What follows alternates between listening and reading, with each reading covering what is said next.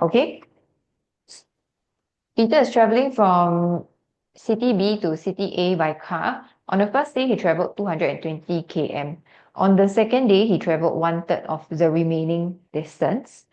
If he still has another 632 km left to reach his destination, what is the distance between city B and A? Okay, so first, wow, okay. Can.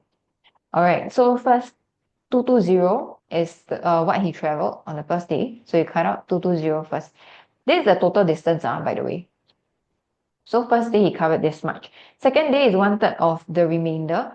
So the remainder here, you'll have to cut it into 3. We draw and cut into 3. He only traveled 1/3 of that on the second day.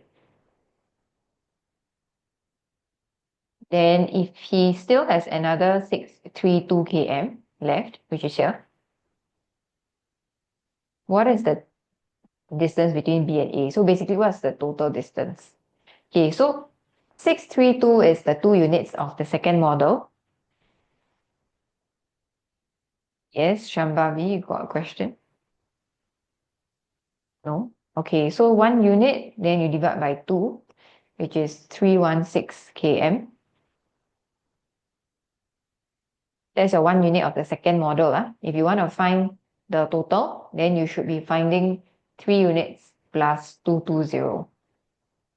Okay, so 1 unit is 316, 3 units. You have to times 3 to get 948. Then add it to your 220 to get the total distance. And this is the answer.